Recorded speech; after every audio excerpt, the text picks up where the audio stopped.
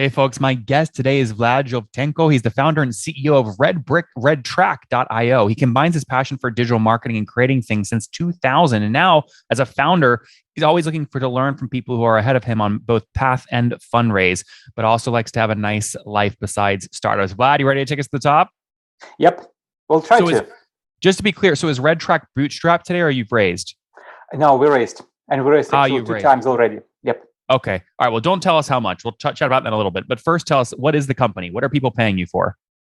People paying us to get comfortable daytime when they do digital marketing.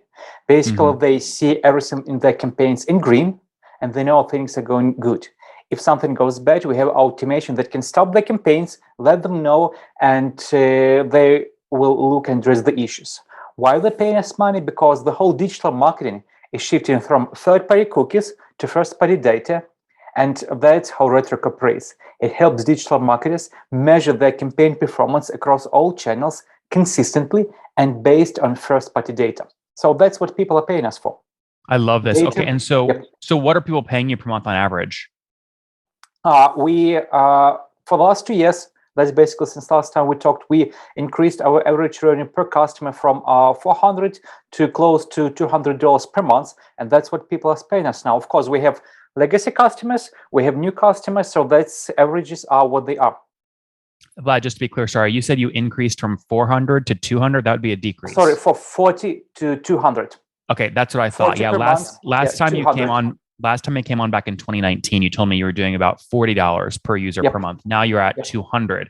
What drove that expansion? Two things. We're cutting low tier subscriptions, adding high tier subscriptions, but not just cutting. We're expanding the product for those 2 years, making sure that when we charge more, we actually deliver the value to those people who pay more. And Vlad, what is your largest? Don't name the customer, but what's your largest customer paying you today annually? Annually, around 60K without overspend. Yep. Okay. Because we have why do they pay you so much? Are you upselling seats or features or something else? We upselling seats and we're upselling volume. Volume of what? A volume of data tracked for a particular customer is in billions of clicks per month. Volume of data measured by number of clicks per month. Yep. In this particular case. Okay, so for someone paying you $60,000 a year, how many clicks per month are they managing through your system?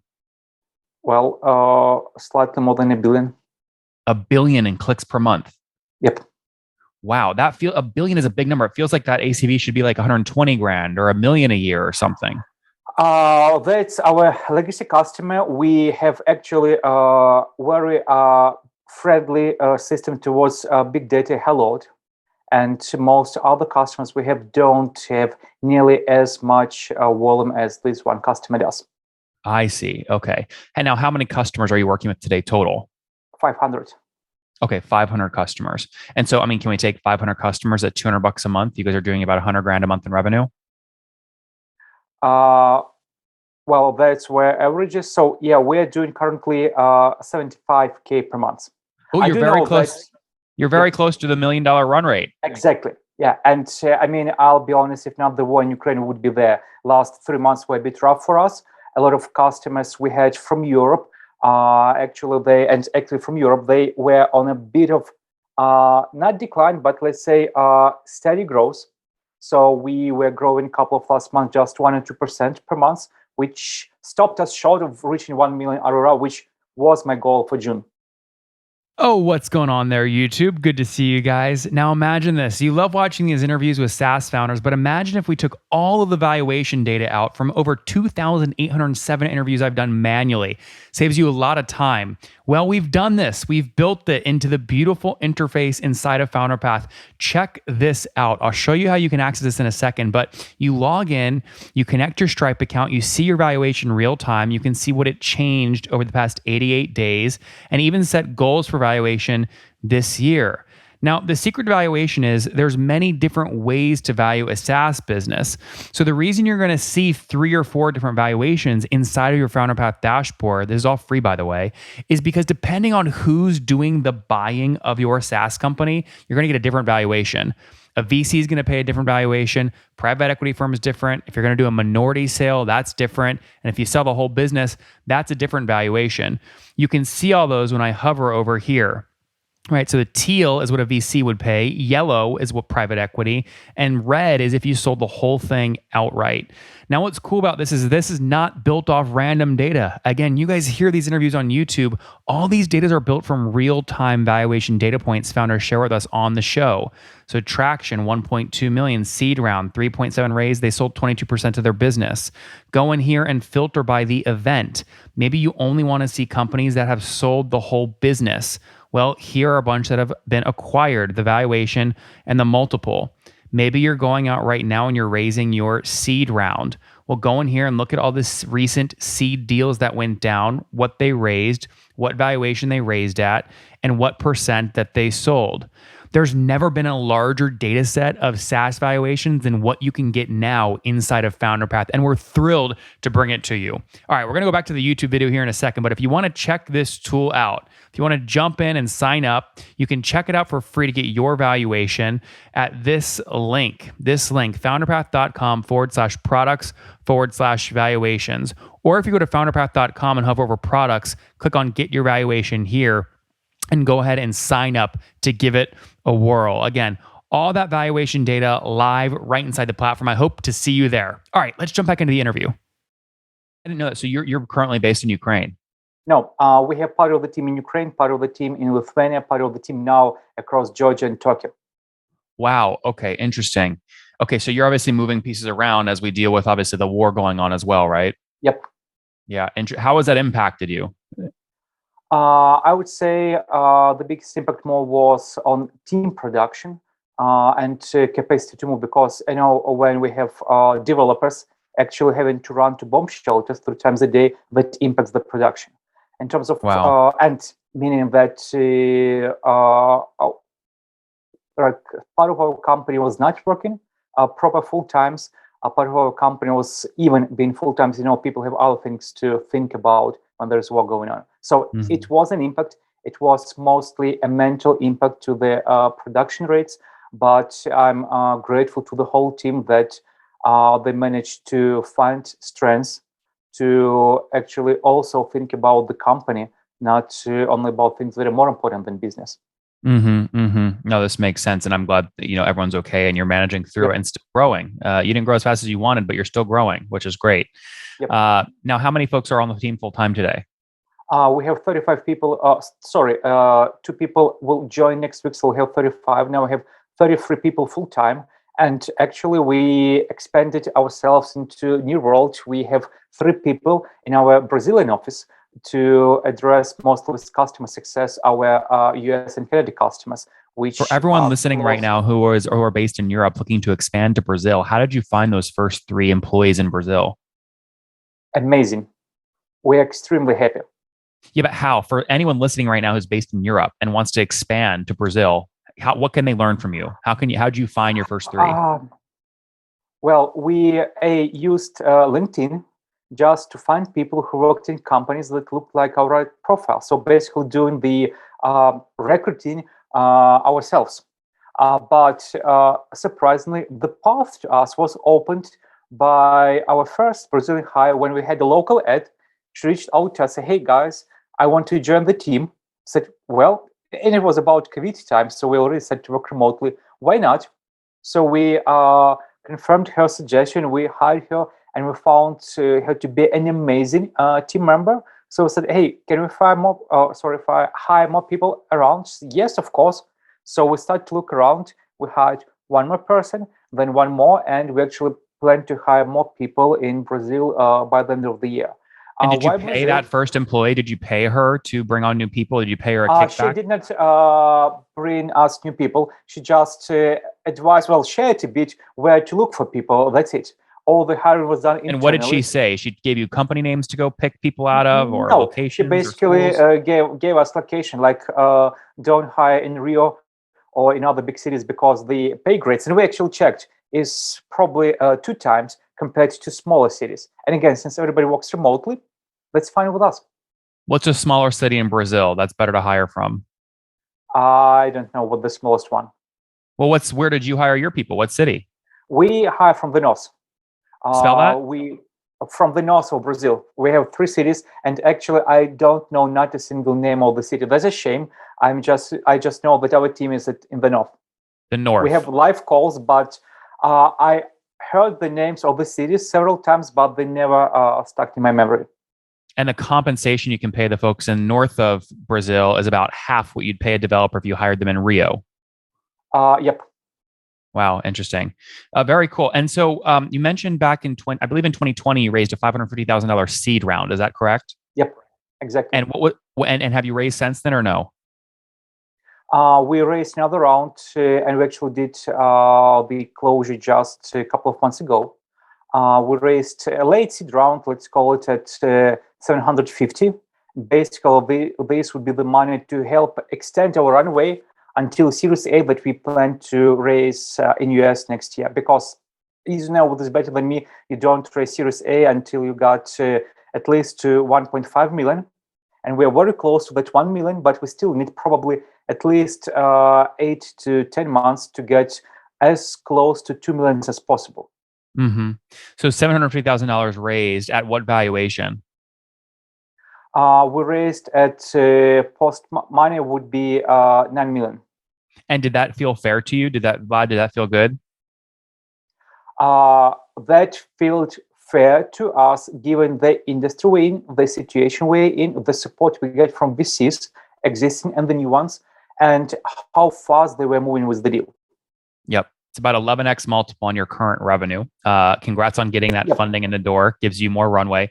You mentioned last time that you were on that you were burning about $30,000 a month, so you weren't profitable. Are you still burning capital today?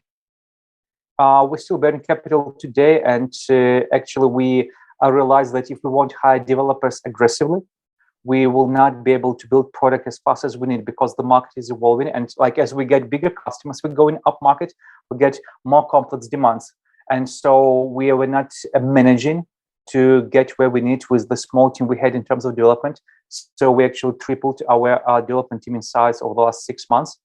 And so our burn rate actually increased despite the revenues growing. So are you burning like 100,000 a month now, or what's your burn rate? No, we're burning like 60,000 per month right now. Okay, that's net burn, right? Yep.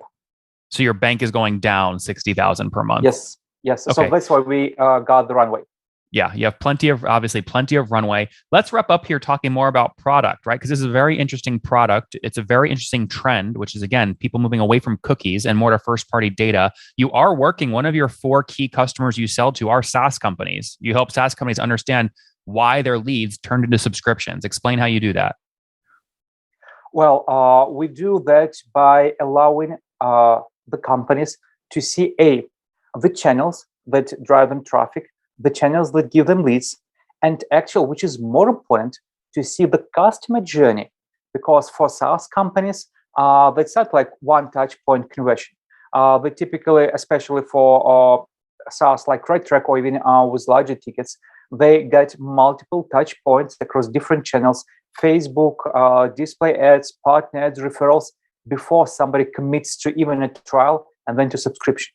So RedTrack allows SaaS customers, we're just talking about them, to see all those typical paths that a visitor would make before converting to a trial. And then later on, since we combine on-site data with offline conversions coming from CRM HubSpot, for example, we can keep building that customer journey into multiple conversion stages from trial to demo to initial sign-up to recurrent sales so that the marketers can see the best channels that drive the best impacts. All the very cool, Vlad. Of channels. This makes tons of sense. Guys, if you want to check it out, it's redtrack.io. Highly recommend it. Vlad, we're out of time. Let's wrap up with the famous 5. Number 1, what's your favorite book? My current favorite book, and probably still the favorite book for the last year, it's even here. It's Extreme Ownership. Extreme Ownership is a good one. Number 2, is there a CEO you're following or studying? I used to study a couple of them. Now I'm more, I can't tell them CEO. I'm just learning from many people in the niche. So when I have a problem or a question, I reach out to the VCs or to the community we have.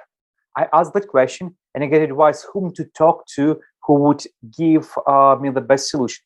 So that's why I say the advice that sticks most in my memory would be my talk with competitor CEO 6 months ago, when he helped me reshape our approach to pricing by just looking at our numbers and saying me one phrase, that your customer pricing is not a journey from lower to higher. Your customer should be in buckets. And that was like, wow, you're so right. And we reshaped our pricing completely. Guys, there you have it. Pricing should not be a journey. It should be buckets. That's a good takeaway there, Vlad. Number 3, what's your favorite online tool for building RedTrack? My favorite online tool would be actually Google Drive, because Google Drive. I have the docs, slides, everything. Number 4, how many hours of sleep do you get every night? From 6 to 7. Okay, and what's your situation? Married, single, kids? 2 kids in a partnership. Okay, good. And how old are you? Hold on. This year I'll be 43. 43. Last question. Yep. Something you wish you knew when you were 20? I wish I would not quit my first own business. Guys, don't wait. RedTrack.io, helping SaaS companies understand where their leads come from. He's grown from just $30,000 a month back in 2019 to now almost $80,000 a month in revenue, about to break that $1 million run rate. They just closed a $750,000 seed plus round at a $9 million post-money valuation as they look to scale. Their team's based between Lithuania, Ukraine, and now also Brazil. They just opened an office in northern Brazil because developer salaries are 50% there, scaling nicely with their team of 33. We'll see what happens next. Vlad, thanks for taking us to the top. Thank you. One more thing before you go. We have a brand new show every Thursday at 1 p.m. Central. It's called Shark Tank for SaaS. We call it Deal or Bust. One founder comes on, 3 hungry buyers. They try and do a deal live, and the founder shares back-end dashboards, their expenses, their revenue, ARPU, CAC, LTV, you name it, they share it. And the buyers try and make a deal live. It is fun to watch every Thursday, 1 p.m. Central. Additionally, remember, these recorded founder interviews go live. We release them here on YouTube every day at 2 p.m. Central. To make sure you don't miss any of that, make sure you click the subscribe button below here on YouTube, the big red button, and then click the little bell notification to make sure you get notifications when we do go live. I wouldn't want you to miss breaking news in the SaaS world, whether it's an acquisition, a big fundraise, a big sale, a big profitability statement, or something else. I don't want you to miss it. Additionally, if you want to take this conversation deeper and further, we have by far the largest private Slack community for B2B SaaS founders. You want to get in there. We've probably talked about your tool if you're running a company, or your firm if you're investing. You can go in there and quickly search and see what people are saying. Sign up for that at nathanlatka.com/Slack. In the meantime, I'm hanging out with you here on YouTube. I'll be in the comments for the next 30 minutes. Feel free to let me know what you thought about this episode. And if you enjoyed it, click the thumbs up. We get a lot of haters that are mad at how aggressive I am on these shows, but I do it so that we can all learn. We have to counter those people. We got to push them away. Click the thumbs up below to counter them, and know that I appreciate your guys' support. All right, I'll be in the comments. See ya.